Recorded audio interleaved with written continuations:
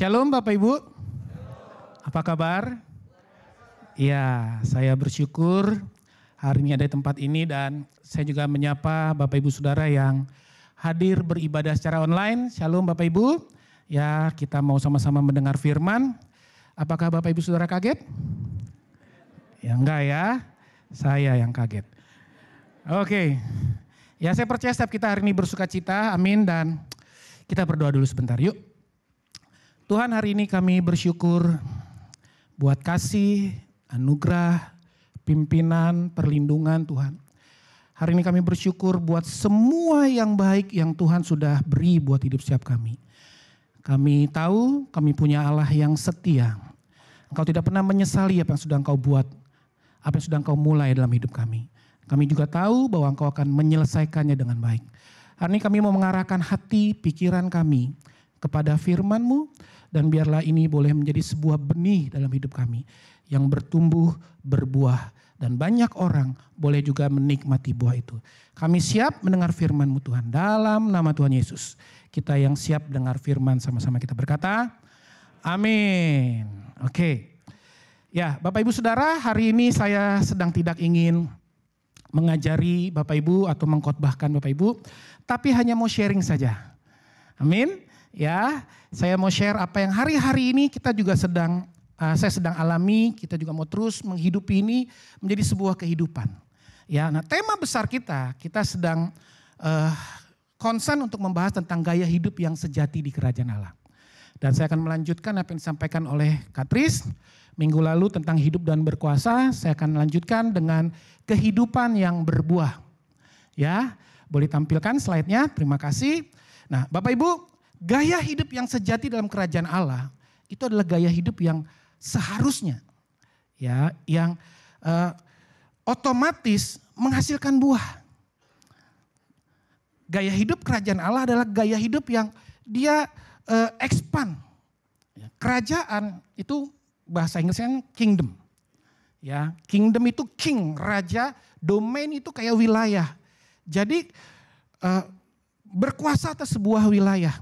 Nah, kita yang hari ini hidup dalam kerajaan Allah, kita perlu terus berbuah, bertumbuh, menguasai. Ya, karena kita hidup dalam kerajaan Allah. Nah, gaya hidupnya itu adalah gaya hidup yang berbuah. Nah, bagaimana cara kita mau berbuah? Nanti kita akan belajar. Ya, tetapi kita perlu memahami sebuah pengertian bahwa prinsip kerajaan Allah adalah prinsip yang terus bertumbuh.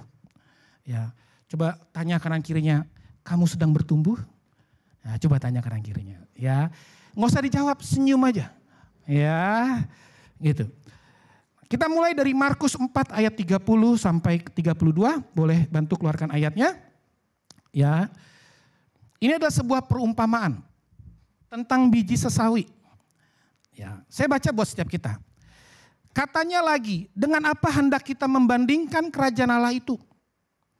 Atau dengan perumpamaan manakah hendaknya kita menggambarkannya? Kerajaan Allah itu, ayat 31. Hal kerajaan itu seumpama, jadi kerajaan Allah itu diumpamakan seperti biji sesawi yang ditaburkan di tanah.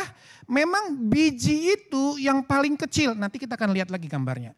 Memang biji itu yang paling kecil daripada segala jenis benih yang ada di bumi. Ya, biji sesawi paling kecil, ayat 33. 32, mohon maaf. Tetapi apabila ia ditaburkan, ia tumbuh. Jadi biji sesawi, benih itu perlu ditabur.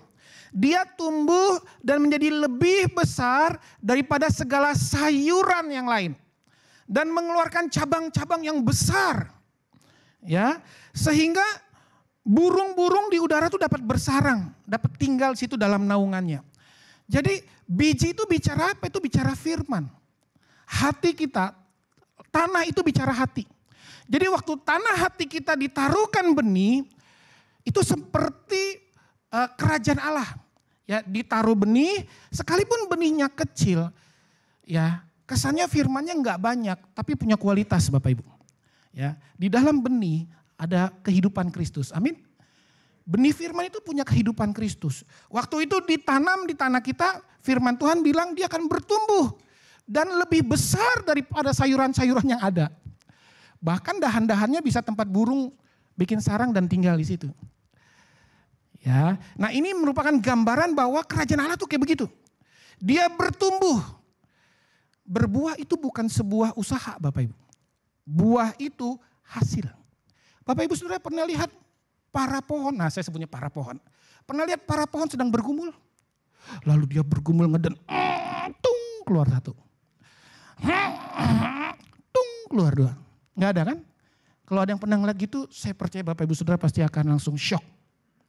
Ya tapi tapi pohon dia akan dengan mudah berbuah. Karena dia punya benih berakar. Buah itu adalah hasil. Lalu apalagi kerajaan Allah digambarkan dengan apa? Katanya kerajaan Allah adalah sesuatu yang identik dengan pertumbuhan. Kerajaan Allah juga bicara di Matius 25 ayat 14-30 mengenai talenta. Ya, mengenai talenta ini sama seperti seorang tuan yang datang tuan yang hendak pergi, ya, dia sebelum pergi dia kasih talenta kepada bawahannya. Yang pertama dikasih berapa? 5.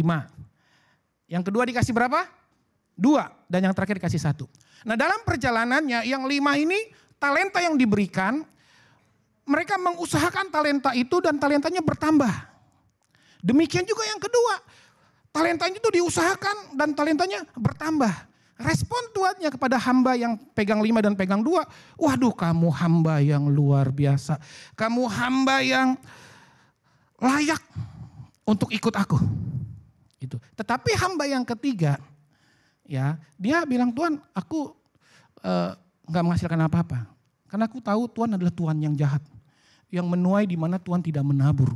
Coba bayangkan. Lalu apa kata Tuhannya itu? Kamu hamba yang jahat.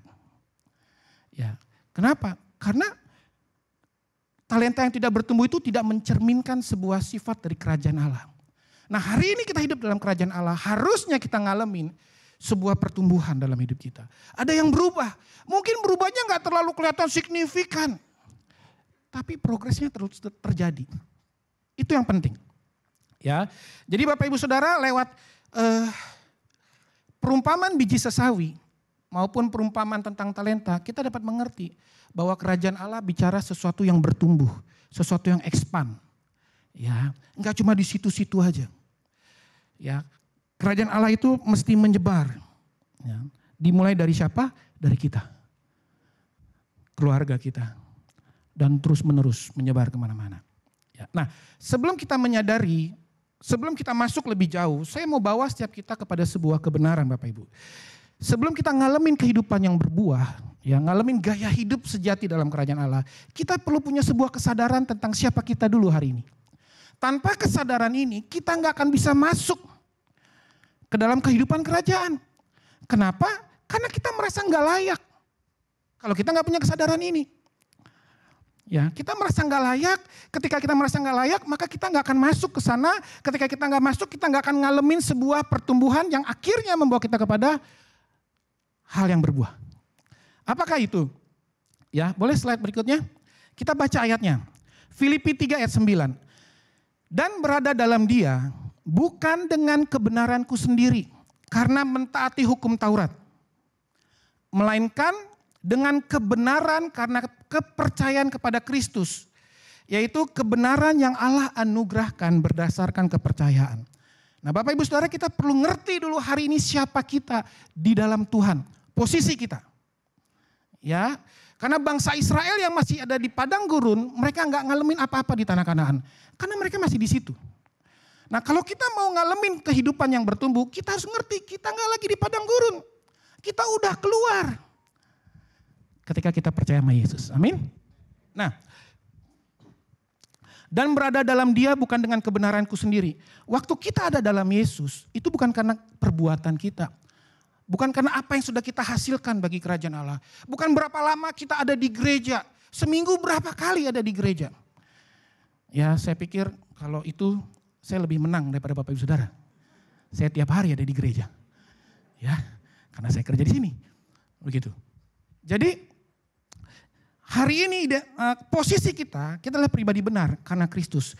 Kebenaran diri Allah yang ditaruh di dalam saya, itu menjadi kebenaran saya, menjadi milik saya.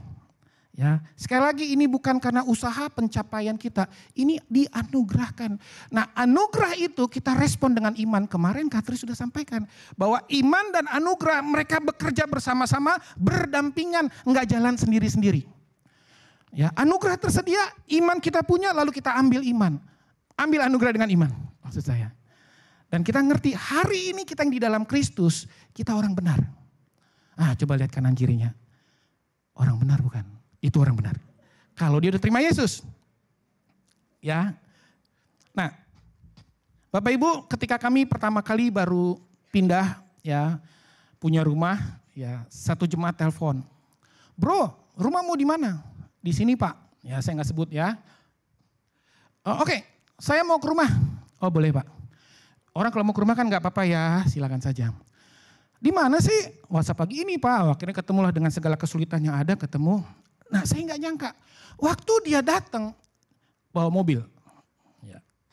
Bawa mobil, dia keluar mobil, saya sambut, lalu dia buka kap belakang, saya kaget, di kap belakang itu Bapak Ibu ada AC, dia bawa AC itu, dia masuk ke rumah saya, Pak mau ngapain? Minggir, oh iya, ini rumah lo? Iya Pak, oh iya, pasanglah nih AC. Ini AC apa Pak? Iya buat lu. Tuhan udah ngomong dari lama sama gue. Cuma gue gak denger-dengeran. Dalam hati saya, besok-besok denger ya Pak. Lalu dia sebelum ngobrol kami dan dia pergi, ya dia kasih uang. Nah ini uang buat pasang, buat bayar jasa pasang. Kan AC dipasangin teknisi. Oh iya Pak. Dia pulang. Dan Bapak Ibu Saudara tahu, waktu AC itu belum turun dari mobil, itu AC mesti punya Bapak itu. Belum punya saya, setuju ya? Masih punya Bapak itu. Waktu AC itu turun dari mobil, masuk ke rumah saya. Milik saya. Oh iya dong. Karena sampai hari ini tuh bapak-bapak gak datang. Nang AC gue mana? Enggak. Itu AC masih nyangkut. Sampai hari ini tuh AC masih ada. Dan saya mau bilang bahwa hari ini AC itu punya saya. Iya. Kalau nanti Bapak itu datang ngeklaim, saya bilang, gak bisa Pak, udah punya saya. Jadi kebenaran yang Allah taruh dalam diri kita, itu jadi kebenaran kita. Dan dengan kebenaran itu kita berdiri di hadapan Allah. Dengan sebuah posisi yang benar, bukan lagi di padang gurun, tapi di hadapan Allah. Nah ini penting, kalau kita gak pernah sadar diri kita bahwa pribadi yang dibenarkan, kita akan terintimidasi. Ayo datang sama Tuhan, aduh jangan deh, dosa gue masih banyak. Ya, ada jemaat bilang gini ke saya, wah kalau Pak Mona gak masuk surga mah kelewatan. Ya, saya dibilang gitu deg-degan saya. Ya, jadi Bapak Ibu Saudara, ini yang kita perlu ngerti. Siapa kita di hadapan Tuhan? Kita orang benar loh. Ya, sekalipun mungkin nanti kita bikin salah nih. Tapi sekali lagi loh, bukan karena perbuatan. Nah, tapi saya perlu ingatkan bahwa Bang Hero juga pernah sampaikan tentang tabur tuai ya. Hati-hati dengan konsekuensi dari apa yang kita perbuat. Ya, bukan karena status kita orang benar lalu kita hidup seenak-enaknya. Konsekuensinya ada. Ya, gitu. Jadi kalau kita ngaku saya adalah orang benar, lalu kita berlaku curang di kantor, mark up harga, sorry to say. Ya, kalau ketangkep penjara. Ya, itu konsekuensi. Gitu. Tapi saya percaya kalau orang benar, hidupnya pasti benar. Amin. Karena orang benar hidup dipimpin oleh Roh. Gitu. Saya percaya itu. Ya. Berikutnya. Nah, kita nggak cuma menyadari bahwa kita adalah orang benar. Tapi kita perlu menyadari bahwa di dalam Kristus kita nggak cuma dibenarkan, tapi ada sesuatu yang sudah dituntaskan. Di dalam Kristus kita memiliki penebusan, yaitu pengampunan dosa. Kolose 1 ayat 13 sampai 14 dia bilang gini. Ia telah melepaskan kita dari kuasa kegelapan dan memindahkan kita ke dalam kerajaan anaknya yang kekasih. Di dalam Dia, di dalam Yesus, kita memiliki penebusan kita, yaitu apa? Pengampunan dosa. Jadi kita perlu tahu perlu taruh di pikiran kita bahwa kita bukan cuma orang benar yang dibenarkan karena anugerah, tapi dosa kita sudah ditebus, udah dibayar lunas. Gitu. Ya. Nah, ini kita perlu paham. Kalau kita masih merasa, aduh gue hari ini kayaknya buat dosa nih. Gak usah datang komsel dulu deh. Nanti PKS-nya nanya, dosa apa hari ini? Ya kan? Tapi saya percayalah PKS kita gak nanyain dosa ya. Tapi nanyain firman apa yang hari ini sedang kamu hidupi.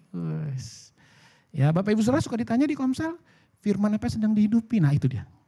Bukan dosa apa hari ini yang sedang kamu lakukan. Ayo ya. Dulu Bapak Ibu, dulu saya kalau ditelepon pemimpin, ya zaman dulu sekali ya. Saya ditelepon pemimpin, wanita ya. Setiap kali beliau telepon saya langsung pengakuan dosa dulu sebelum angkat telepon. Wah ditelepon nih, gitu. Saya mikir, bikin salah apa tadi? Dosa apa tadi gue? Atau ada apa ya? Tadi ada apa? Begitu saya angkat telepon, deg. Ya nggak tahu ya ngomongnya sesuatu yang lain, gitu. Ya, tetapi kenapa saya langsung mikirnya soal gue dosa apa ya? Nah itu dia. Saya perlu menyadari, mengerti bahwa saya sudah diampuni. Sehingga ketika iblis datang mendakwa-dakwa, mengingat-ingat kita akan dosa kesalahan kita punya kebenarannya. Udah diampuni. Amin. Di dalam Kristus kita ditebus, diampuni. Dan kebenaran itu ditaruh dalam hati kita. Mantap. Ya, jadi kesadaran ini menolong kita untuk slide selanjutnya. Kita perlu melihat bahwa kenapa kita perlu ngerti bahwa kita udah ditebus. Karena kalau kita nggak ngerti ini, dosa merusak cara pandang kita dan respon terhadap Allah. Yang tadi saya bilang tuh, yuk datang ibadah, hari ini berbuat dosa. Ya, hari ini kita ketemu sama ini yuk, sama Bapak Pendeta ini, janganlah, nanti dibaca-bacain dosanya. Ya emang paranormal. Ya. Karena kenapa? Karena kesadaran kita, cara pandang kita udah rusak terhadap Allah. Dosa yang buat itu. Dosa yang membuat kita, kalau kita ntar ketemu Tuhan, nanti Tuhan bilang, jangan lupa tadi lu buat dosa kan. Itu bukan Tuhan, itu iblis. Tuhan gak pernah ingat-ingat dosa kita. Iblis yang selalu mengingatkan kita kepada dosa. Anehnya kita dengar apa yang iblis ngomong. Kenapa kita dengar yang iblis ngomong? Karena kita gak pernah dengar Tuhan ngomong. Makanya dengarnya iblis. Jangan lupa, mau sharing firman.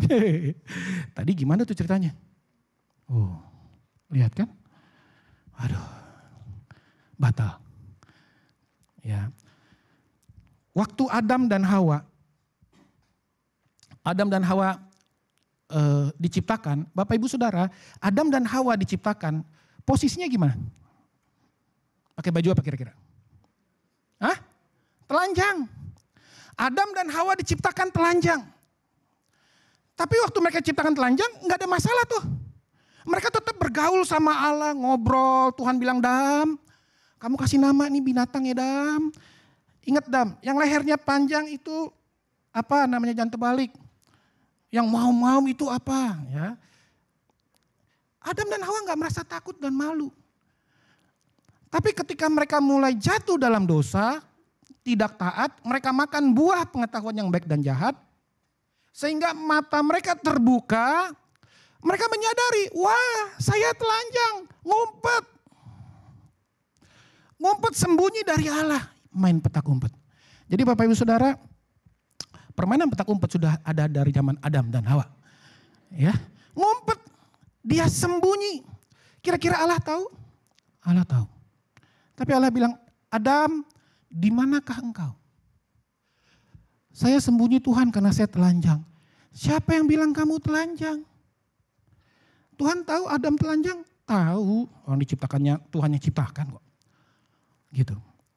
Jadi dosa membuat orang cara pandangnya berubah sama Tuhan, malu.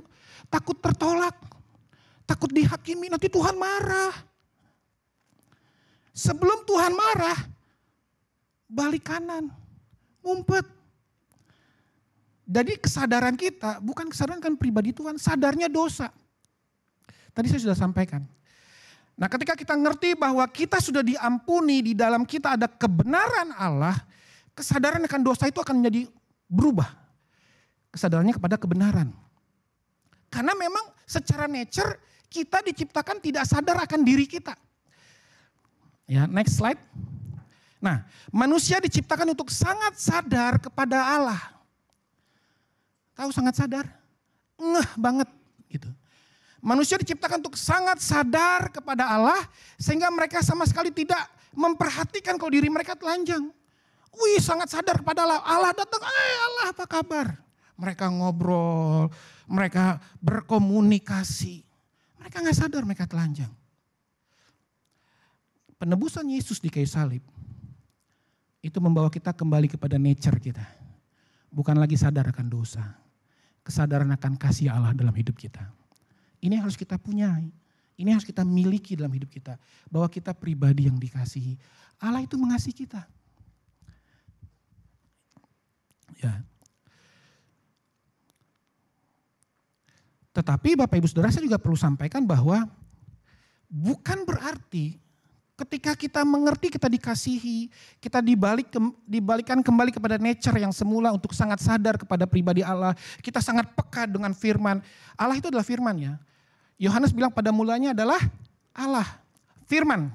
Firman itu bersama-sama dengan Allah. Firman itu adalah Allah. Jadi harusnya kita peka kepada firman. Firman ngomong apa? Oh begini, kita harus berespon. Tetapi saya mau beritahu Bapak Ibu.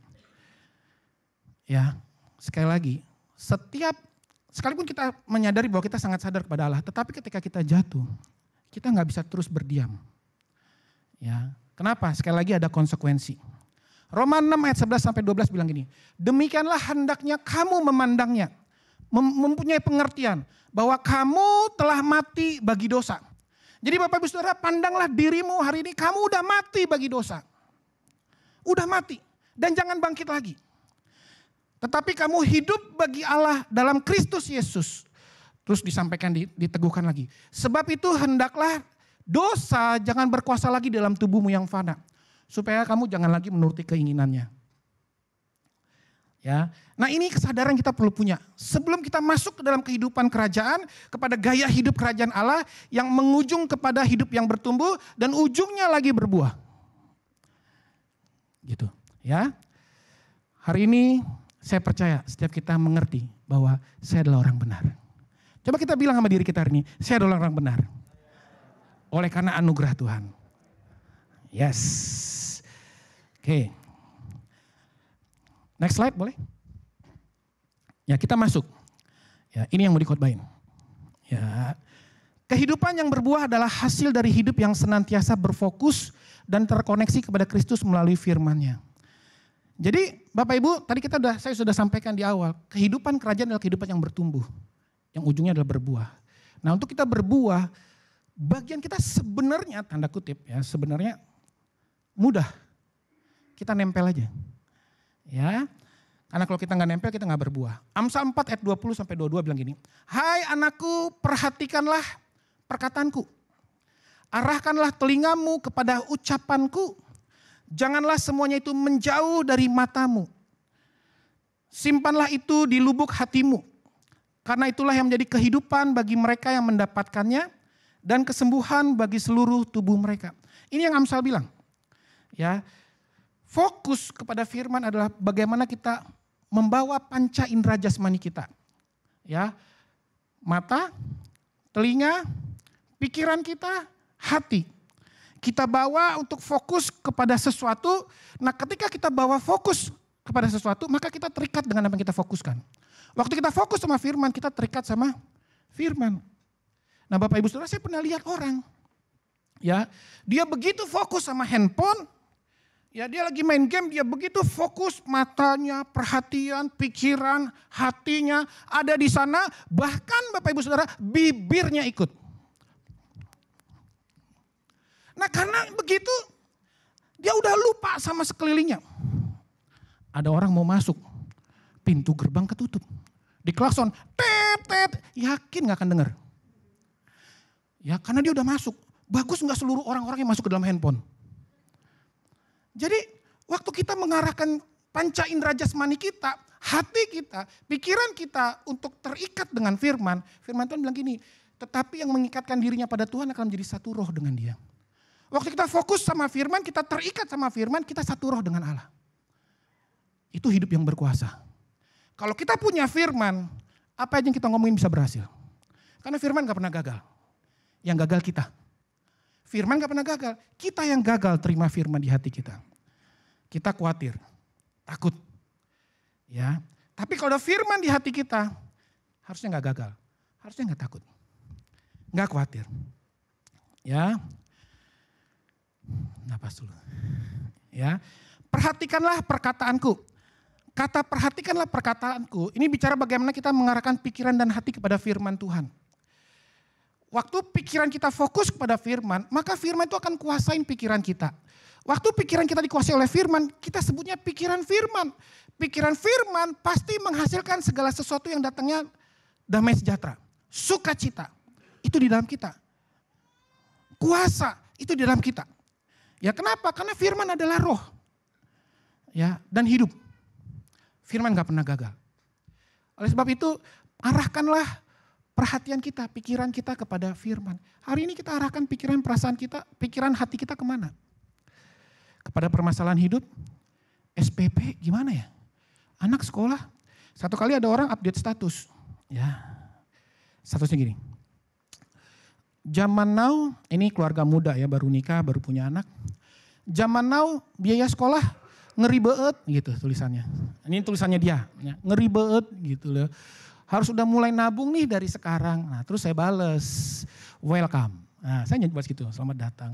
Iya nih kak gini. Lalu saya jawab, percayalah selalu ada berkat dari Tuhan, ada kecukupan. Ya, nah ngomong gitu enak gak? Gampang, enak.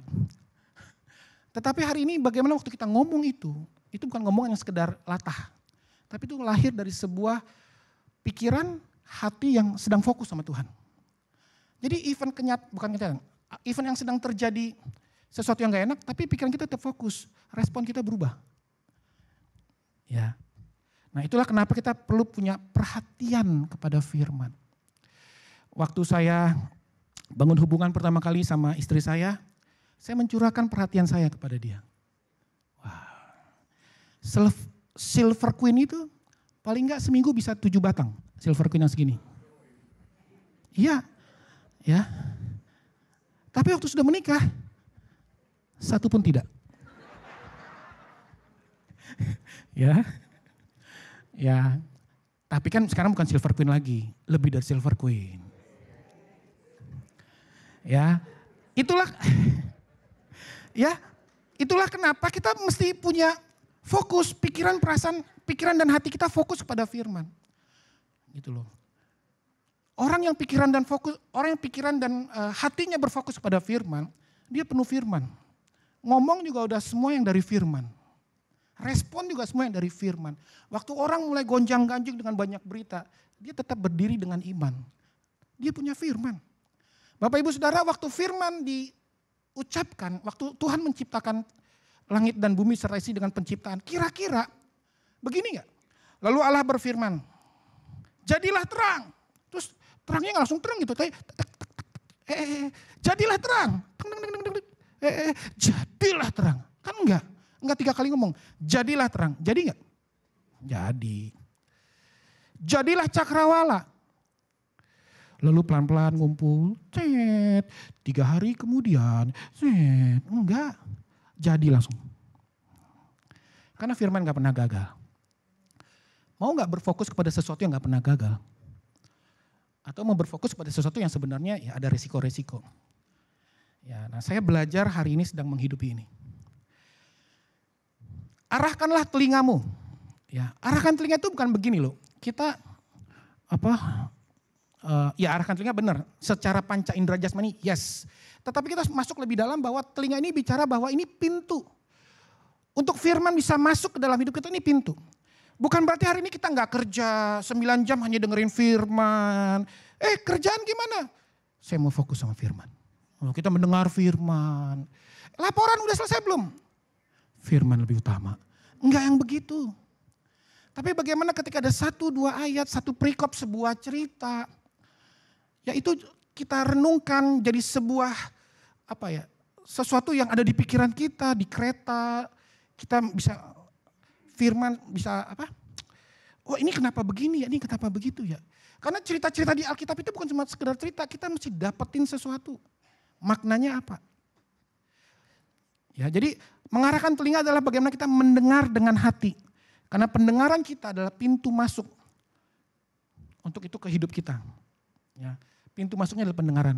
Makanya iman timbul dari mana? Pendengaran. Bapak Ibu, iman timbul dari pendengaran. Tapi saya mau beritahu bahwa kekhawatiran, ketidakpercayaan juga timbul dari pendengaran. Kalau iman direnungkan, firman direnungkan, jadi iman. Kekhawatiran ditimbulkan, itu ketidakpercayaan. Nah, apa yang mau kita renungkan? Ya, perkataan orang, kamu mah gak akan bisa lah. Ini khusus orang-orang yang punya gelar apa? Enggak. Lalu kamu gitu aja gak bisa ya. Terus kita dengerin, lalu kita nyanyiin. Ku renungkan perkataanmu siang dan malam. Perkataan-perkataan yang mematikan kita renungin. Mungkin benar juga yang dibilang orang itu ya. Saya ini gak bisa. Lalu waktu kita bilang mungkin benar juga, genaplah itu. Genaplah benar gak bisa. Amsal bilang gini, apa yang kau pikirkan tentang dirimu, ya begitulah engkau. Nah makanya hari ini telinga kita mesti punya sebuah filter. Apa yang mau kita dengar. Saya dengar banyak omongan-omongan, begini, begitu, begini, gitu. Ya saya gak akan sebut. Tapi saya langsung tutup, langsung saya perkatakan yang benar. Yang firman bilang apa? Gue gak percaya lu ngomong itu. Firman yang ngomong. Gitu. Ya, simpanlah itu di lubuk hatimu. Nah, apa yang disimpan di lubuk hati, saya percaya itu adalah sesuatu yang pasti berharga. Setuju ya? Semua yang kita simpan di rumah kita, pasti semua yang berharga. Ya gak mungkin dong kita simpan-simpan sampah di rumah. Artinya di rumah aja kita pasti taruh barang-barang bagus, perabotan bagus. Apalagi di hidup kita. Masa iya kita mau simpan sampah? Makanya hari ini hati kita perlu mendengar, menyimpan firman. Firman itu berharga, mahal. Ya, saya kalau libur rumah, lagi beberes, saya bisa pastikan tuh, sampah depan rumah saya pasti nambah. Kayaknya tong udah gak muat lagi. Ini udah gak ini, buang. Ini udah gak salah, buang. Gitu. Ya, zaman dulu ya, ada mama saya ya. Zaman dulu mama saya saya ingat banget punya kaca rias. Dulu kami belum menikah. Nah, di kaca rias itu tuh ada tempat-tempat kutek tuh. Tahu tempat-tempat kutek? Yang kecil udah kering dan cair, mungkin udah kaku juga. Nah saya mikir ini kutek tempat ngapain ada di sini? Dia berjejer begitu. Ya saya gak tahu apakah ini juga terjadi kepada ibu-ibu yang lain. Sampai saya mikir ini mau sampai kapan? Saya bertumbuh besar, saya masih perhatikan itu tempat kutek masih ada. Nggak hilang-hilang. Di rumah saya juga begitu. Karena saya bilang, saya panggil istri saya Mami. Mi ini buang aja. Oh jangan Pi sayang. Ini gak pernah kepake, nanti satu waktu akan kepake. Aduh. Lalu akhirnya saya bilang, ya mungkin 5 tahun lagi bisa dijual dengan harga yang naik. Karena udah kesel gitu. Tapi buat saya adalah, prinsip saya adalah, saya gak akan simpan sesuatu yang gak berharga di pandangan mata saya. Kalau pandangan mata saya sudah dipengaruhi firman, saya tahu mana yang berharga, mana yang enggak. Kalau pandangan mata saya dikuasai firman, saya akan buang yang gak berharga. Saya tahu ini gak berharga, buang dah. Ini buang. Gitu. Jadi apakah hari ini kita mau simpan di hati kita?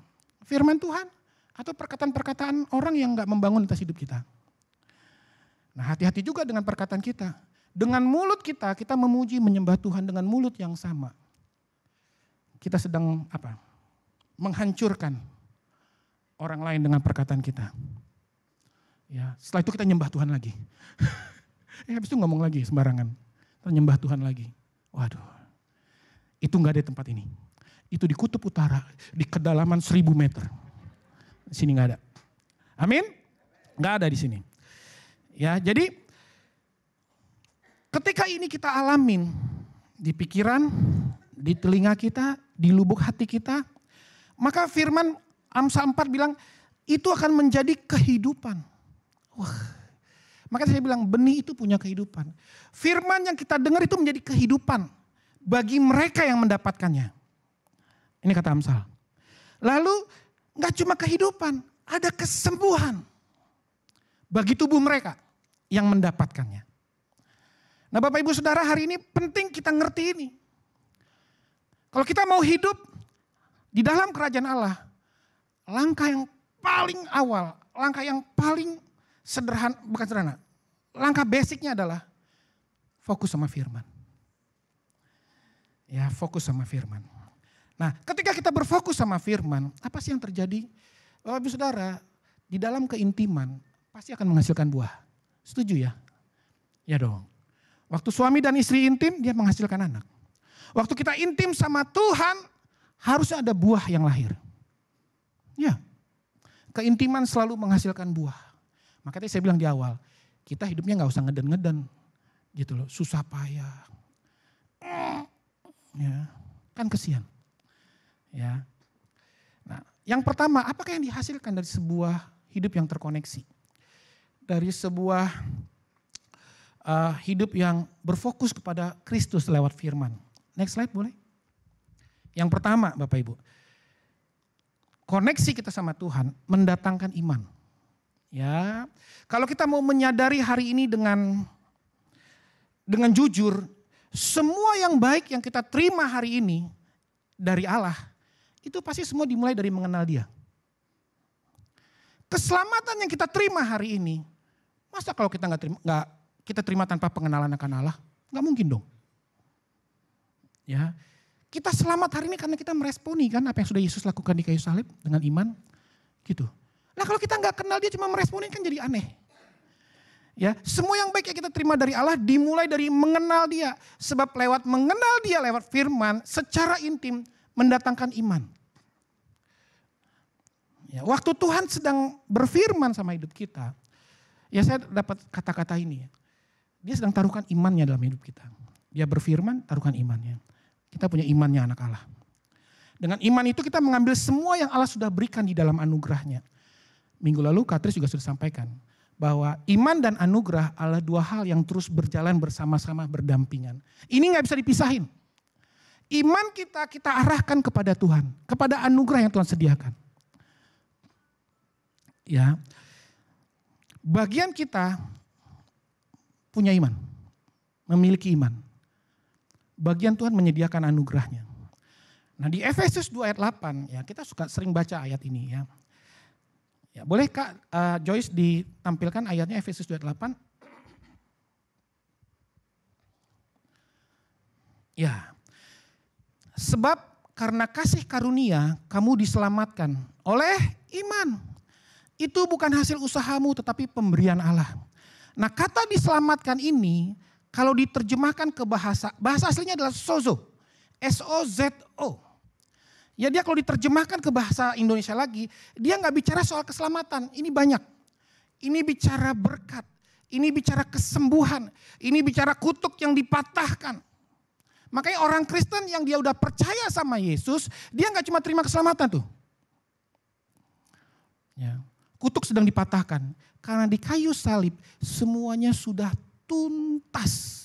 Makanya Yesus bilang sudah selesai. Ya.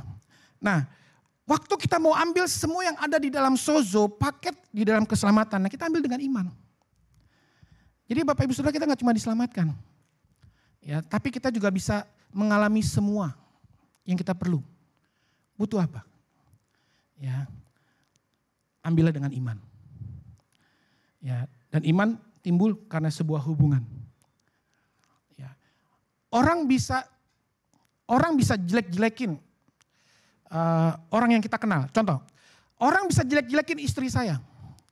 Orang bisa jelek-jelekin teman baik saya. Tetapi waktu orang itu jelek-jelekin dia di hadapan saya gak akan percaya dia. Karena saya kenal siapa istri saya. Saya kenal siapa teman baik saya. Jadi pengenalan saya akan teman saya itu tidak mengubah, itu tidak akan berubah oleh apapun yang dari luar yang masuk. Nangkap ya? Karena kita kenalnya dalam. Ya. Kalau ada orang bilang, itu istrimu itu boros. apa? Terlalu baik. Kemurahan banget hatinya. Saya lebih kenal istri saya. Misal. Ya.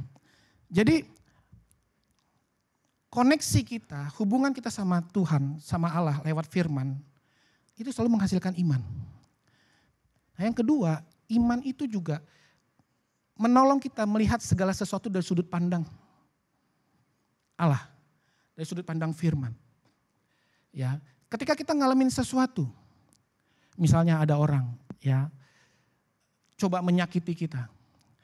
Kita kan, janganlah, ya kisah Yohanes. Waktu Yesus, Yohanes dan beberapa murid mau masuk ke sebuah kota. Ya kan? Waktu mereka mau masuk ke sebuah kota, lalu mereka ditolak tuh. Lalu Yohanes bilang, Tuhan, karena mereka, ini pakai bahasa saya aja ya. Tuhan, karena mereka menolak kita, Tuhan kirimkanlah api dari surga. Seperti yang pernah dilakukan Elia. Waktu mengalahkan nabi-nabi Baal. Waduh, muridnya Yesus horor juga ya. Tapi Yesus bilang apa? Ya, Yesus tegur. Bukan kamu yang ngomong, tapi ada roh yang bekerja di belakang kamu. Yesus hidupnya terkoneksi sama Allah. Dia punya firman, dia adalah firman. Waktu Yohanes ngomong gitu, Yesus sedang tahu ada sesuatu yang bekerja di belakang Yohanes. Firman membuat kita peka. Punya sudut pandang Allah. Ya. Kalau ya seringkali mungkin ada orang datang sama kita cerita banyak hal. Ada ya satu orang datang saya cerita banyak hal. Ya, terus saya coba layanin. Setelah dilayanin dia pulang, dia cerita lagi sama teman saya. Terus waktu dia cerita ke teman saya ngomong ke saya, dia kepahitan bro sama elu. Lah, coba itu. Dia datang, saya layani. Lalu dia bilang ini, baik kalilah abangku ini. Karena orang Batak. Wah, haleluya. Dia pulang, ketemu sama teman saya. Teman saya cerita, bro dia kepahitan sama lu. Hah? Nah, waktu saya dengar itu, respon saya gimana? Apa yang jadi penilaian di mata, di pikiran saya? Emang dasar orangnya gak benar. Begitu. Saya bilang ini, kasihan. Dia luka. Jadi kita punya sudut pandang yang berbeda menilai sesuatu. Dia luka. Butuh ditolong. Butuh dibantu. Nah itu semua timbul dari mana? Hubungan sama Tuhan. Sama firman. Ada kepekaan ilahi. Ya, ada kepekaan yang kita bisa alamin sehingga kita bisa berespon dengan sudut pandang yang benar. Berikutnya. Hubungan menghasilkan identitas yang teguh di dalam Tuhan. Waktu kita terkoneksi dan fokus kepada Tuhan, maka firman Tuhan akan memantulkan bayangan dengan sempurna tentang siapa kita yang sesungguhnya di dalam roh. Bapak Ibu, waktu kita koneksi sama Tuhan, Tuhan akan ngomong nih firman. Ya, waktu firman ngomong, dia sedang memantulkan siapa kamu sebenarnya, siapa kita sebenarnya di dalam roh. Ya, kita perlu mengerti bahwa hidup kita ini terdiri dari 3 hal ya. Tubuh, yang hari ini kita bisa lihat, kita bisa rasakan, jiwa, dan kehendak. Waktu kita mau melihat kondisi tubuh kita, apa yang kita lakukan Bapak Ibu? Kita pergi cari kaca, setuju ya? Waktu kita pergi cari kaca, lalu kita mulai berdiri di hadapan kaca, kita akan dengan percaya 100% bahwa kaca itu akan ngomong yang sesungguhnya, memantulkan bayangan yang sesungguhnya siapa kita hari itu. Benar? Atau kita pernah bilang, kayaknya kaca salah nih. Tadi udah kok sisiran. Kacanya salah nih. Kan gak mungkin. Kaca gak pernah salah. Mungkin kita tadi di jalan ada angin. Ya. Waktu Bapak Ibu Saudara naik lift ke gereja ini, apakah Bapak Ibu Saudara tidak memalingkan wajah ke sebuah benda di dalam lift itu? Kaca. Ya. Lihat kaca rapi, wah udah rapi nih. Siap menyembah Tuhan. Haleluya. Bahkan liftnya dari 1 ke 3 sampai ting. Karena dia menghadap ke kaca. Turun lagi. Saking apa? Saking kita fokus. Memastikan bahwa semuanya everything is okay. Gitu. Ya kan? Waduh. Ada yang salah nih kayaknya. Alis miring dikit. Lihat, kita kan selalu percaya kita sama kaca itu. Kita pasti akan percaya sama kaca itu. Kaca itu gak akan pernah bohong. Tubuh, jiwa. Gimana cara kita melihat apa yang ada di jiwa kita? Pakai cermin apa? Pakai kaca nggak bisa. Nggak bisa. Kaca hanya memantulkan apa yang kelihatan dari tubuh fisik kita. Bagaimana bercermin terhadap jiwa kita? Lewat respon. Cerminannya adalah respon. Apa yang orang bilang tentang hidup kita terganggu nggak? Waktu orang bilang, kamu begini, kamu begitu. Kalau baik, dia naik. Begitu orang bilang, enggak deng, kamu enggak begitu, kamu sebaliknya, kamu enggak baik. Turun. Nah itu, jiwa kita begitu. Makanya kalau ada orang yang jiwanya dengar orang ngomong dia tersinggung. Orang ngomong apa dia merasa tersinggung. Enggak disalam, tersinggung. Kok saya enggak disalam, udah berdiri, udah begini tangan. Nah, jiwanya luka. Ya, karena enggak disalam. Itu contoh yang sederhana banget. Ya ada banyak hal lah. Ya, itu untuk bercermin kepada jiwa. Makanya orang sakit jiwa bukanlah orang yang hanya sekedar ada di pinggir-pinggir jalan itu tuh. Orang yang sakit jiwa adalah orang yang ya meluka. Gitu. Ya. Nah, tubuh, jiwa, roh. Bagaimana melihat keadaan roh kita? Siapa kita sebenarnya? Pakai apa untuk kita bisa lihat pantulan itu? Untuk melihat apa yang ada di dalam roh kita, perlu firman. Makanya firman adalah cerminan rohani. Waktu kita ngaca kepada firman, firman akan ngomong, kamu adalah ini. Dan kita harus percaya. Sama seperti kita percaya kepada kaca di lift. Ya dong, masa sama kaca di lift percaya sama firman gak percaya? Tuhan bilang apa? 2 Korintus 5, 17-18, kamu adalah ciptaan yang baru. Masa sih Tuhan? Kayak begini ciptaan baru. Tuh, bayangin. Kita lebih mempercayai apa yang dibilang orang. Kamu emang gak bisa apa-apa. Cacing-cacing yang lemah. Tapi waktu firman Tuhan bilang, kamu adalah ciptaan yang baru. Efesus 2:10 bilang gini, kamu diciptakan, kamu adalah ciptaan baru. Buatan Allah maksud saya. Kamu adalah buatan Allah diciptakan dalam Kristus Yesus. Lalu kita tetap ngomong, masa sih? Aduh, kalau firman Tuhan kita gak bisa pegang, kita mau pegang apa? Justru menurut saya Bapak Ibu, kita harus pegang firman. Yang tadi saya bilang di awal, ada kepastian di sana. Mau pegang apa? Perkataan orang? Orang bisa salah ya Bapak Ibu, orang bisa salah. Bisa salah. Ya, waktu Tuhan pantulin lagi bayangan yang sebenarnya nih, bayangan yang sebenarnya ya. Di dalam Kristus ya. Dipantulin lagi, bukan cuma ciptaan baru. Kamu adalah anak Allah.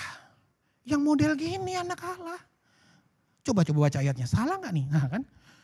Nah, boleh Joyce ditayangkan ayatnya supaya kita baca ya. Yohanes 1 ayat ke-12.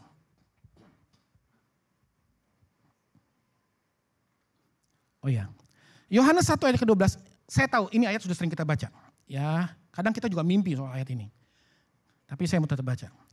Tetapi semua orang yang menerima Yesus, diberinya kuasa. Supaya menjadi anak-anak Allah, yaitu mereka yang percaya dalam namanya. Ini firman Tuhan bilang loh. Dan kita harus bilang, ini amin. Gitu, ya, itu mama saya. Ya, kita diberi kuasa, jadi kita gak cuma anak, ada kuasa juga. Ada otoritas Allah. Nah sebagai anak, cara hidup kita beda dong. Ya, anak Allah nggak main comberan. Ya, saya mau, tapi ini dimaknai dengan baik ya. Ini dimaknai dengan baik. Anak seorang pemulung, Bapak Ibu, pasti tinggalnya di daerah-daerah begitu ya. Ya, dan mungkin cara hidupnya juga, ya sudah apa adanya. Karena ya emang tinggalnya begitu. Tetapi anak raja, ya, yang punya kerajaan, yang punya istana, dia nggak akan mungkin hidup di tempat-tempat pemulung gitu. Setuju ya? Ini dimaknai dengan baik. Sedang tidak ingin menghina, tidak. Ini sebagai sebuah contoh saja. Jadi kalau kita ngerti bahwa kita anak Allah, harusnya kita hidup dalam kerajaannya. Kita nggak lagi main-main sama hidup kita. Ya, kecuali kalau anak pemulung. Ya dia pasti main di lingkungan yang kotor. Anak raja nggak main di lingkungan kotor. Dia pasti main di lingkungan yang bersih. Ya kan? Bahkan makanannya aja sebelum dimakan ada pengawal cicipin dulu. Gitu. Ini saya ngomong ini sebagai sebuah gambaran. Ya. Nah, kita anak Allah.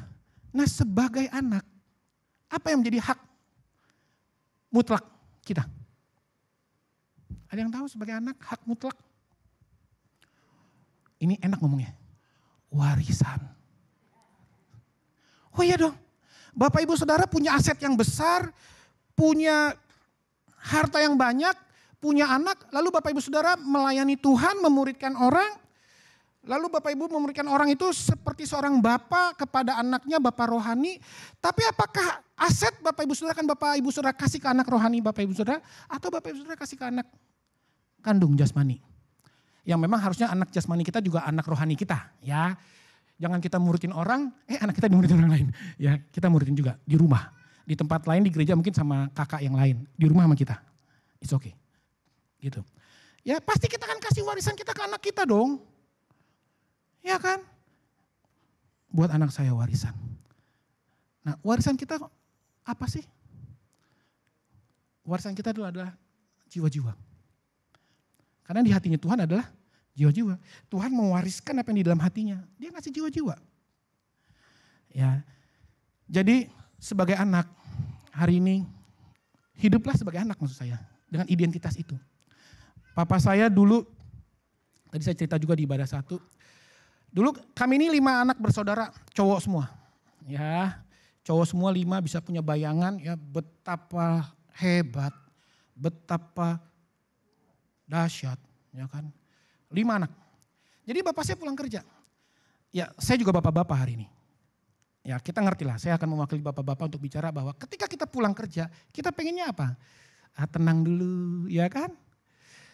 Buka baju, ya kalau bisa dikasih air minum dulu kan gitu. Kita mandi dulu, tolong jangan tanya-tanya dulu ya.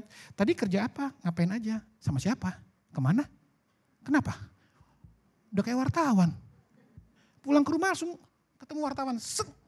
Silakan dibaca, dijawab. Maunya apa sih bapak-bapak? Pulang dulu, beberes-beres dulu, mandi, ya kalau boleh kasih air anget gitu kan. Pasti maunya gitu bapak-bapak. Atau cuma saya doang? Ya gitulah. Ya kan, mandi air hangat, selesai, ya jangan ini dulu, kasih makan dulu gitu kan. Minum, baru serangan, cucut gitu kan. Tadi sama siapa gimana? Boleh silakan. Nah bapak saya pulang kerja, 5 orang anak ini luar biasa. Termasuk saya, ribut. Waduh, ribut banget. Bapak saya pulang kerja, lalu dia marah, dia keluar sebuah statement. Dasar kalian semua anak-anak setit. Waduh. Nah waktu itu kan kita belum tahu kebenaran ya, belum hidup dalam kebenaran. Ya kita juga mengumpat tuh nyeloteh gitu. Ya kalau kita anak estate situ bapaknya. Tapi ngumpet-ngumpet ngomongnya. Gitu. Ya akhirnya apa? Ya begitu. Kacau balau. Nah Bapak Ibu Saudara, kita hari ini bukan sekedar anak Bapak kita di dunia. Kita anak Bapak kita di surga juga. Ya, yang dia mengasihi kita. Ya jadi Bapak Ibu Saudara, hiduplah dengan identitas anak Allah. Yang ketiga, Kejadian 1 ayat yang ke-27. Ya, belum ini. Masih yang tadi. Ya, identitas. Kita serupa segambar dengan Allah. Ya, Bapak Ibu Saudara, semua ciptaan yang Tuhan ciptakan, semua Tuhan ciptakan dengan berfirman. Jadilah terang, jadilah cakrawala, jadilah ini, jadilah itu. Tapi waktu Tuhan ciptakan kita itu kali pertama, Tuhan ngotorin tangannya. Dia ambil apa?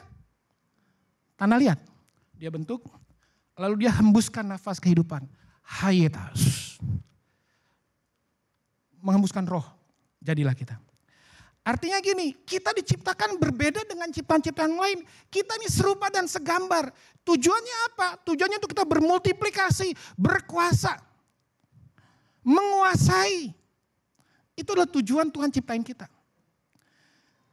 Ya, sebab itu hari ini kalau kita ngerti bahwa kita adalah serupa dan segambar dengan Allah, hiduplah dengan identitas yang kamu tahu tentang dirimu, tentang siapa kita. Sekalipun orang dunia bilang kamu begini, kamu begitu.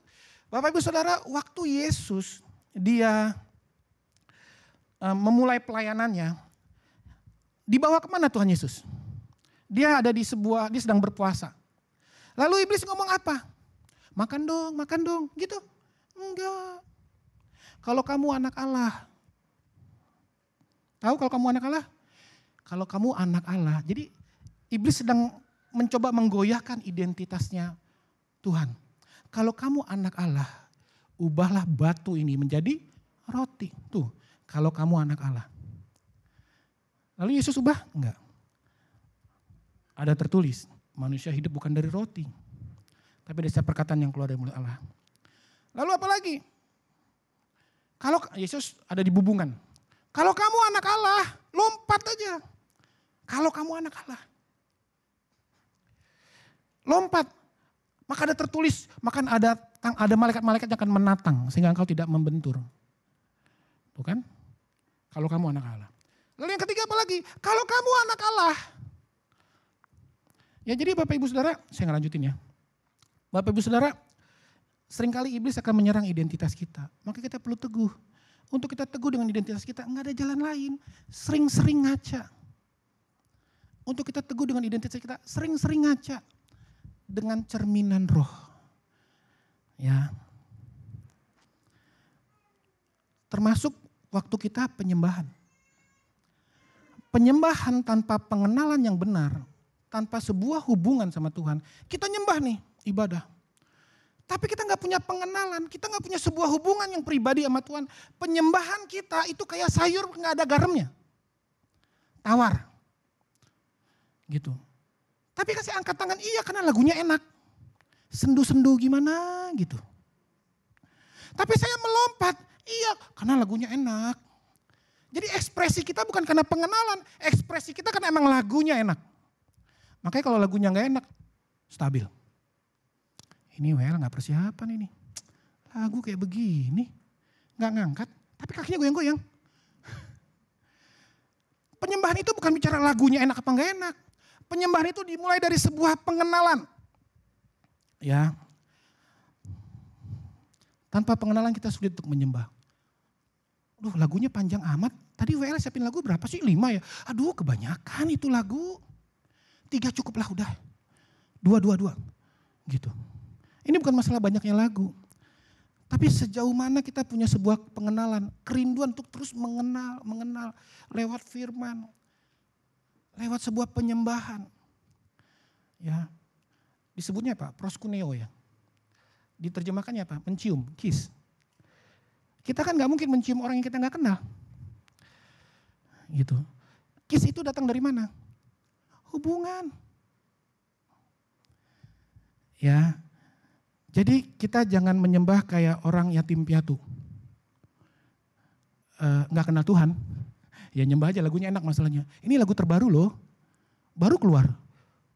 Ini lagu, wah ini lagu produksinya udah banyak lah berapa CD gitu. Ini lagu bagus loh. Masa sih gak mau ekspresi? Coba. Bukan itu. Tapi hubungan kita lah yang melahirkan sebuah penyembahan. Waktu Daud dia menari-nari di hadapan Tuhan. Kan Alkitab mencatat. Seperti orang gila katanya. Menari-nari gitu. Nah jangan coba-coba ikutin Daud. Lalu kita menari-nari di ibadah buka baju. Aduh. Ya jangan. Kita jangan tertarik sama sebuah cara. Tapi lihat di belakangnya, oh Daud punya hubungan sama Tuhan. Makanya waktu dia nyembah Tuhan, dia nyembah udah kayak gimana ya. Kayak kenal sama teman karib gitu ngobrol. Bro gimana? Nah, kayak gitu tuh. Makanya penyembahan kita perlu didasari dengan sebuah pengenalan. Bukan kayak orang yatim piatu yang gak tahu siapa dirinya di hadapan Tuhan. Ya kalau kita yatim piatu gereja panti asuhan. Gitu. Jadi penting kita punya sebuah identitas yang benar dalam Tuhan. Siapa kita? Waktu orang-orang di kantor kita berbuat sesuatu yang mereka bilang gini, ini emang udah sistemnya, kita pasti kena. Lalu karena kita hidup, kita tahu siapa kita berkata lebih baik gue resign dari sini. Wah, itu keputusan yang sulit loh. Dasarnya dari sebuah kesadaran akan identitas di hadapan Tuhan. Ya, jadi Bapak Ibu, penting untuk kita mengerti siapa kita dalam Tuhan, di dalam roh kita. Kita adalah anak dari Bapa yang dikasihi. Ya, kalau nggak percaya, Bapak Ibu Saudara ngaca aja. Ngaca. Untuk kaca yang ini, silakan ngaca terus-terusan. Ya, tapi kalau kaca yang soal tubuh, itu jangan terlalu terus-terusan, bahaya. Ya, gitu. Ya, nah yang ketiga. Ya, apakah yang dapat dihasilkan yang bertumbuh di dalam kerajaan Allah? Yang ketiga. Nah, tadi kita ngomong soal iman, kita ngomong soal identitas, semuanya masuk ada di sini. Nah, hari ini kita nggak berhenti cuma sampai di kita. Karena kerajaan Allah tadi sudah ngomong, sifatnya ekspansif. Bertumbuh, bergerak, menguasai, menaklukkan domain-domain, wilayah-wilayah, hidup-hidup orang. Nah, waktu kita punya iman, punya sebuah hubungan, kita ngerti kita dikasihi, kita punya identitas yang jelas, kita tahu siapa kita. Nah, ini kita perlu bawa. Makanya hidup dalam kerajaan Allah, hidup dalam sebuah tujuan dan kehendak Allah. Waktu kita hidup di luar kerajaan Allah, coba apa yang kita kerjain? Semua berasal dari daging kita, semua memuaskan ego kita. Pokoknya gue senang. Gak peduli sama yang lain. Korban, terserah lah. Pokoknya saya senang. Kan dulu kita begitu. Ya, tadi saya cerita di ibadah 1 Bapak Ibu. Nanti deh itu ya, saya cerita nanti ya. Gitu. Nah, kita mau belajar dari Paulus. Kita tidak sedang ingin menjadi Paulus. No, kita ingin menjadi seperti Yesus. Amin. Kita sedang tidak ingin menjadi Paulus, kita sedang belajar dari Paulus. Paulus, kita tahu semua ceritanya. Filipi 1, 21, 22 dia bilang gini. Karena bagiku hidup adalah Kristus dan mati adalah keuntungan. Tetapi jika aku harus hidup di dunia ini, berarti bagiku bekerja memberi buah. Jadi mana yang harus kupilih? Enggak tahu. Karena mau hidup mau mati itu keuntungan. Kalau saya hidup, saya beri buah bagi kerajaan Allah. Tujuan dan kehendaknya Paulus berubah.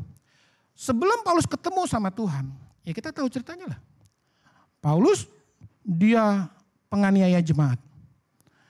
Dan dia orang yang sangat bangga. Seorang Farisi. Ya, murid dari Gamaliel.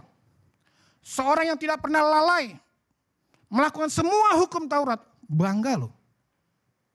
Tapi waktu dia ketemu Tuhan dalam perjalanan ke Damsik. Ya, dia ngomong. Namun yang dulu aku anggap berharga. Sekarang aku anggap sampah. Karena pengenalan akan Tuhan jauh lebih mulia daripada yang tadi disebut. Ya, jadi pengenalan kita akan Tuhan itu bisa mengubah cara pandang kita tentang apa yang berharga.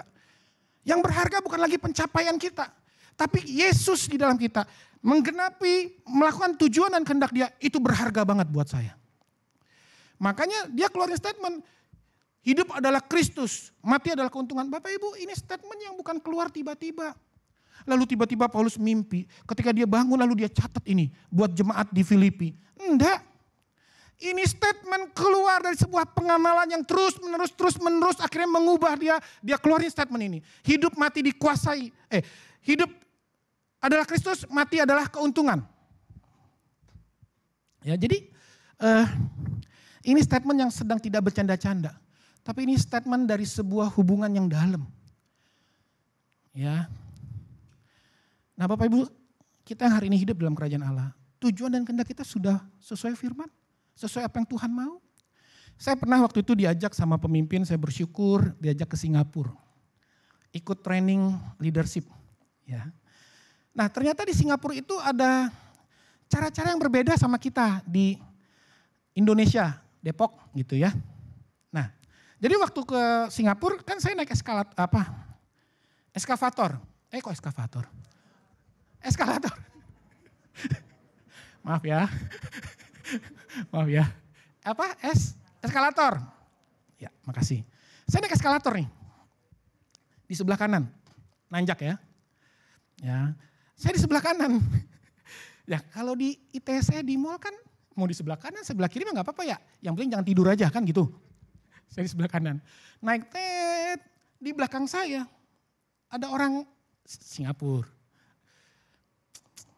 Saya dengar, saya lihat, kenapa? Ada apa gitu ya. Saya pindah lah. Dia lewat. Terus saya dibilang sama saya, kalau mau diem jangan di kanan, di kiri. Oh gitu ya, saya nggak tahu. Saya pindah ke kiri. Terus dia ngelewatin saya sambil gini. Saya diem aja bilang, oh ya maaf ya, saya nggak tahu. Nah itu cara hidup di Singapura, ya kurang lebihnya lah ya. Lalu apalagi waktu antri MRT. Aduh, kalau di sini kan, begitu kereta kebuka kita depan muka. Pintu kebuka dia kebuka, wah gitu kan. Kalau di sana kan enggak, yang mau masuk di kanan, di kiri, benar ya? Kita juga sedang mempraktekkan, tapi ya proses lah ya. Yang mau keluar di tengah, sehingga yang keluar yang tengah keluar, yang pinggir masuk, itu bagus banget tuh, bagus. Kita kan enggak, berjejer semua. Begitu gerbong sana kebuka, sana udah siap juga. Kita di luar kita juga lebih siap lagi. Begitu pintu dibuka, hold on. 1, 2, ting tung, 3, serbu, uang brung, ya kan? Wah, luar biasa. Ya, saya pernah kerja dulu saya full time di Speed Plaza 5 tahun. Jadi Bapak Ibu pergi dari rumah saya rapi, ya, sepatu saya bagus, celana saya klinis, disetrika, kemeja saya bagus. Begitu saya masuk, begitu keluar, lecek Bapak Ibu. Ya, udah gak ada bentuknya. Ya, sepatu saya diinjekin orang, ya segala macam. Tapi hari ini banyak yang berubah. Ya kita bersyukur ya, banyak yang berubah. Jadi kita harus ikut dalam sebuah tujuan dan kehendak Allah dalam hidup kita. Ya, kalau dulu kita fokusnya adalah kehendak saya, hari ini kita hidup dalam kerajaan Allah. Fokusnya adalah Kristus. Tujuan dan kehendak Kristus. Nanti kita akan baca apa tujuan. Udah ada contekannya.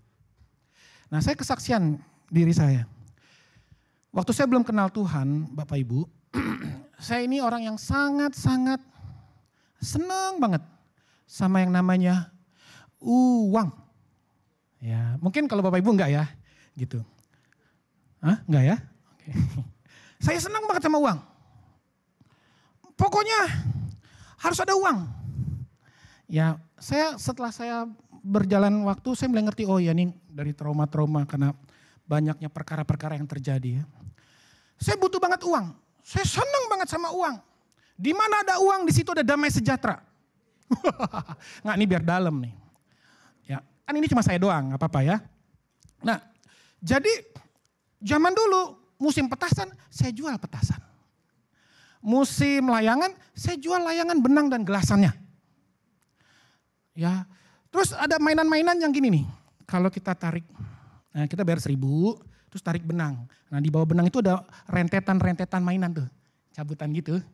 Nah saking saya doyannya sama uang, itu nggak semuanya ada hadiahnya, kadang zong. Jadi begitu ditarik, sing, kosong ya. Saya untung, mau coba 1.000 lagi. Begitulah saya demi dapat duit. Bahkan hal yang memalukan terjadi adalah waktu hujan.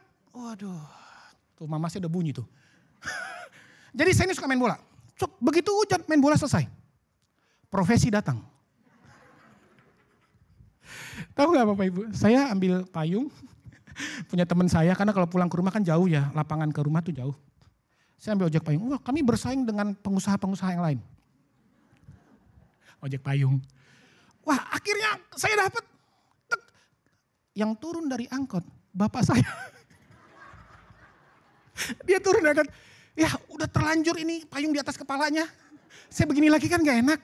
Saya udah bangga sama teman itu, dia gak dapat, saya yang dapat. Ya. Terus saya pulang, saya gak tahu mama saya ingat apa enggak. Bapak saya ngomel-ngomel. Oh iya, maaf ya. Siap. Iya. Bapak saya ngomel-ngomel, bikin malu aja. Ngojek payung kayak orang gak punya uang. Mama saya motivasi, oh gak apa-apa itu bagus. Ada pembelaan ya. Tapi itulah hidup saya. Uang aja pikirannya. Gitu. Tapi waktu saya mulai ngerti soal kebenaran, saya mulai ngerti soal bahwa di dalam Kristus ada rancangan yang membawa damai sejahtera, saya gak khawatir. Ya, pelan-pelan Bapak Ibu, ya, yang tadinya saya ngambilin uang kadang dengan cara-cara yang gak benar, tapi gak semuanya gak benar juga ya.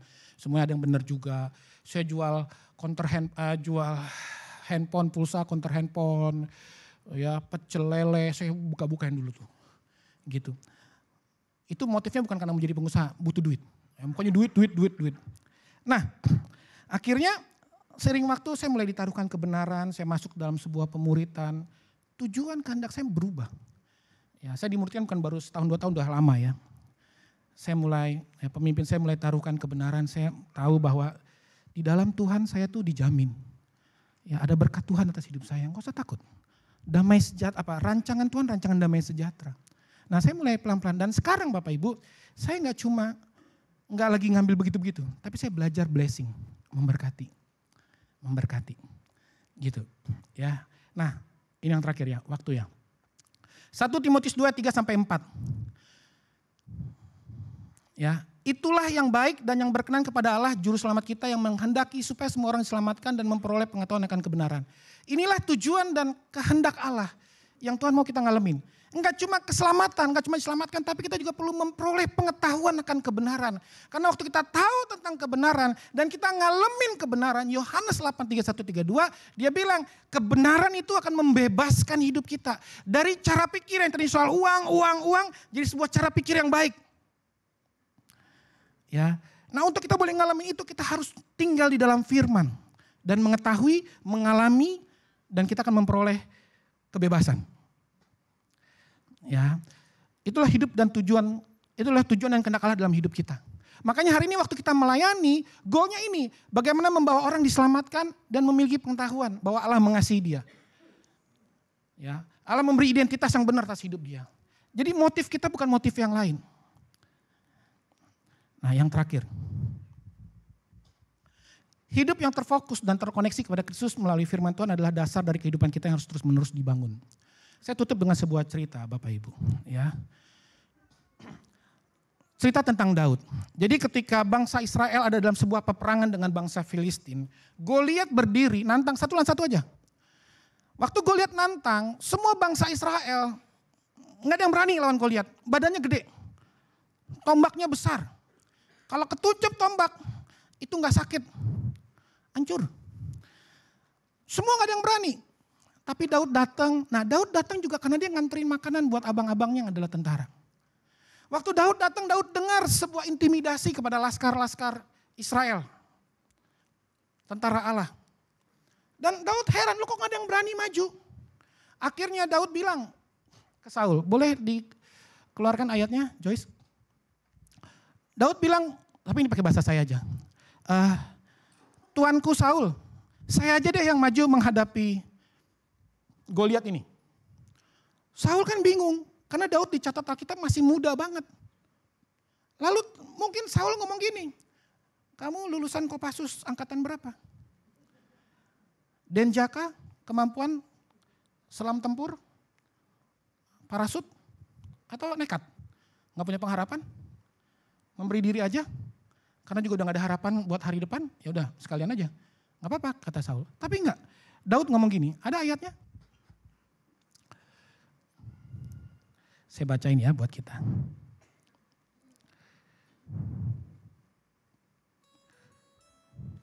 Ya, 1 Samuel 17 ayat 37. Ya, Daud ngomong gini kepada Saul.